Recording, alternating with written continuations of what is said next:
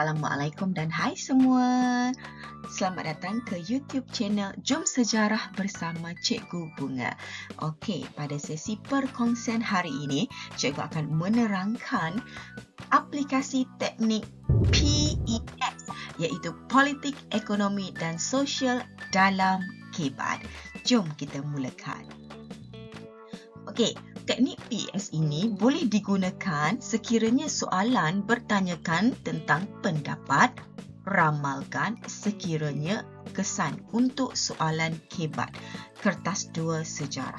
Jadi di sini sekiranya anda semua murid-murid ingin menjawab soalan KEBAD menggunakan aplikasi teknik PES, okey, murid boleh menggunakan sekiranya politik, boleh memberikan jawapan politik negara yang stabil, pemerintahan yang mantap, pentadbiran yang licin. Ini sekiranya soalan itu berkisarkan tentang pendapat yang mesti murid-murid berikan untuk menjawab soalan KEBAD. Okey, seterusnya ekonomi. So, ekonomi ini sekiranya soalan itu berbentuk positif, okey, murid-murid boleh memberikan ekonomi negara akan meningkat ataupun pendapatan negara meningkat, taraf hidup negara meningkat, taraf hidup rakyat akan meningkat. Jadi ini yang boleh calon gunakan sekiranya menjawab soalan ekonomi. Okey, seterusnya adalah sosial. Sosial ini murid-murid boleh memberikan kesan yang positif ataupun ramalan yang bersifat positif di mana negara akan menjadi maju ataupun aman, makmur, sejahtera dan harmoni. Okey, boleh juga memberikan imej negara akan meningkat dan mampu bersaing dengan negara-negara maju. Selain itu, perpaduan menjadi kukuh. Jadi ini antara teknik yang murid-murid boleh digunakan untuk menjawab soalan KEBAD sekiranya soalan KEBAD itu menjurus kepada politik, ekonomi dan sosial. Okey, seterusnya cikgu ingin berkongsi macam mana murid-murid boleh menggunakan prinsip rukun negara untuk menjawab soalan KEBAD. Murid-murid mesti ingat ya, rukun negara ada 5 prinsip. Yang pertama adalah kepercayaan kepada Tuhan. Yang kedua, kesetiaan kepada raja dan negara. Yang ketiga, keluhuran perlembagaan. Dan yang keempat, kedaulatan undang-undang.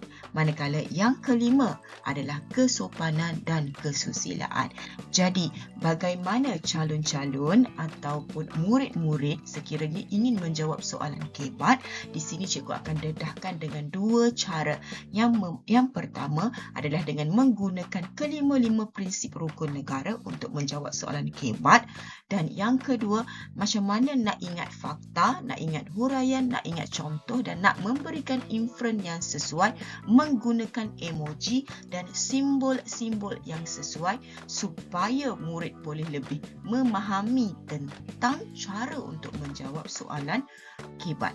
Okey, jom kita mulakan.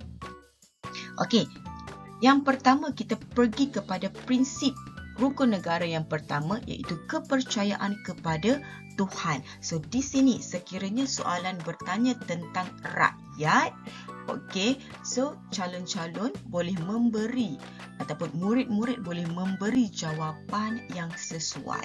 Sebagai contoh, macam mana kita nak menggunakan prinsip kepercayaan kepada Tuhan untuk menjawab soalan KEBAD adalah kita boleh kata macam ini. Kita perlu menghormati perbezaan agama di negara kita. Ini kerana Malaysia merupakan negara berbilang kaum dan mempunyai anutan agama yang berlainan. Contohnya, tidak menghina agama lain. Kesannya dapat mewujudkan kehidupan yang harmoni. Jadi di sini kepercayaan kepada Tuhan itu calon boleh menggunakan kita sebagai rakyat Malaysia perlu menghormati perbezaan agama di negara kita. Jadi di sini kepada murid-murid yang sukar untuk mengingat fakta, calon murid-murid boleh menggunakan simbol yang cikgu telah berikan di bawah ini. Okey, so simbol masjid ini merujuk kepada agama. Okey, maksudnya perbezaan agama. Okey, simbol yang masyarakat berbilang kaum ini calon boleh kaitkan dengan masyarakat yang berbilang kaum, bermaksud perbezaan agama kerana masyarakat kita berbilang kaum. Jadi di sini kesannya sekiranya kita menghormati perbezaan agama daripada masyarakat yang berbilang kaum, apa yang berlaku kepada negara kita? Harmoni, aman dan sejahtera. Jadi calon ataupun murid sekiranya ingin menjawab soalan kibat, boleh menggunakan kedua-dua teknik yang cikgu gunakan untuk lebih mudah ingat fakta. Okey, seterusnya kita pergi kepada prinsip yang kedua, iaitu kesetiaan kepada raja dan negara. So di sini sama juga, sekiranya soalan itu tanya berkaitan dengan apakah peranan rakyat, okey, tanggungjawab rakyat, apa yang rakyat boleh lakukan. So murid-murid mesti menggunakan rakyat. Okey, jadi macam mana kita nak jawab soalan prinsip rukun negara yang kedua ialah kita perlu setia akan negara supaya dapat melahirkan masyarakat yang cinta akan negara. Contohnya, sanggup berkorban untuk negara dengan menyertai pasukan keselamatan. Kesannya, keamanan negara akan terjamin. Jadi calon ataupun murid-murid boleh menggunakan contoh jawapan ini untuk menjawab soalan kibat. Ataupun boleh juga menggunakan simbol yang cikgu berikan untuk lebih mudah ingat fakta. Okey, contohnya bendera yang dalam bentuk love ini merujuk kepada setia akan negara Malaysia. Dan gambar polis ini menunjukkan kita sanggup berkorban untuk negara, contohnya dengan menyertai pasukan keselamatan menjadi polis. Kesannya apa yang berlaku? Keamanan negara dapat dipelihara ataupun terjaga. Jadi, calon murid-murid boleh gunakan mana-mana sahaja contoh yang cikgu berikan ini untuk lebih mudah jawab soalan kibat. Okey, jom kita pergi kepada prinsip yang ketiga, iaitu kedaulatan undang-undang merujuk kepada rakyat juga. Apa yang rakyat perlu lakukan untuk mempertahankan perlembagaan negara ataupun untuk menjaga keselamatan negara, menjamin keharmonian negara. Jadi antara contoh yang murid-murid boleh gunakan sekiranya murid ingin menggunakan prinsip kedaulatan undang-undang ialah murid boleh menyatakan rakyat perlu mematuhi undang-undang negara dalam memastikan urusan negara berjalan lancar. Contohnya, tidak melakukan perbuatan jenayah seperti membunuh atau merompak. Kesannya dapat mewujudkan negara yang aman dan sejahtera. Jadi ini contoh jawapan yang sesuai yang mungkin calon murid-murid boleh gunakan untuk menjawab soalan kibat. Jadi di sini ada simbol buku undang-undang merujuk kepada kita sebagai rakyat Malaysia perlu patuh kepada undang-undang negara. Simbol pistol menunjukkan kita tidak boleh melakukan perbuatan jenayah seperti membunuh. Jadi sekiranya kita mematuhi undang-undang dan tidak melakukan jenayah, apa yang berlaku kepada negara? Negara kita akan aman dan sejahtera. Negara kita juga akan selamat.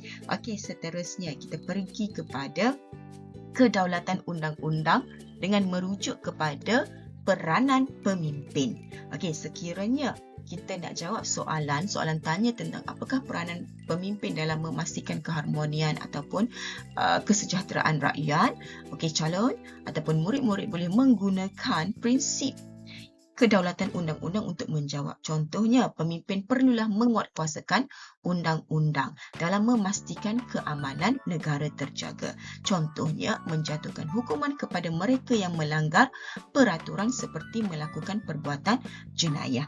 Kesannya dapat melahirkan masyarakat yang mematuhi undang-undang negara. Jadi, calon ataupun murid-murid boleh menggunakan simbol mematuhi, menguatkuasakan undang-undang. Contohnya hakim dijatuhkan hukuman kepada orang yang melakukan jenayah. Contoh jenayah apa? Membunuh.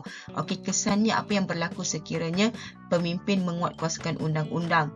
Okey, simple peace ini merujuk kepada negara akan aman, negara akan selamat ataupun dapat melahirkan rakyat yang mematuhi undang-undang negara. Senang kan? Okey, jom kita pergi kepada prinsip yang terakhir iaitu kesopanan dan kesusilaan. Tetapi cikgu gunakan peranan rakyat. Okey, macam mana kita selaku rakyat boleh mengamalkan prinsip kesopanan dan kesusilaan? Jadi contohnya adalah kita perlu mengamalkan sikap sopan santun untuk mengekalkan perpaduan yang terjalin sejak sekian lama. Contohnya, membantu antara satu sama lain tanpa mengira bangsa, agama ataupun warna kulit. Okey, kesannya kesejahteraan dan kedaulatan negara terjaga. Jadi di sini, murid-murid boleh menggunakan contoh jawapan ini untuk menjawab soalan prinsip kelima rukun negara. Okey, selain itu, murid-murid juga boleh menggunakan simbol yang cikgu bagi ini. Okey, sebagai contoh ini orang. Okey, ada dua lelaki ini, mereka tunduk bermaksud mereka mengamalkan sikap sopan santun. Mereka bertemu, mereka bertegur sapa. Okey, so sini kita boleh kata mereka mengamalkan sikap sopan santun. So, apa tujuan dia? Untuk mengekalkan perpaduan, untuk mengeratkan lagi perpaduan. Okey, sebagai contohnya, sekiranya kita punya kawan-kawan, kita punya keluarga, kita punya sahabat, kita punya rakyat, sesama kita masyarakat mengalami kesusahan, kita mestilah menghulurkan bantuan. Jadi apa kesannya sekiranya kita mengamalkan prinsip kelima rukun negara ini? Kesejahteraan dan kedaulatan negara akan terjaga. Jadi di sini telah cikgu kongsikan teknik-teknik menjawab soalan KMAT menggunakan PAS, politik, ekonomi, sosial dan juga prinsip rukun negara bagi memudahkan calon menghafal ataupun menjawab soalan KMAT kertas 2 sejarah. Jadi, sehingga kita berjumpa lagi di lain waktu dalam video yang lain. Okey, stay safe dan bye-bye.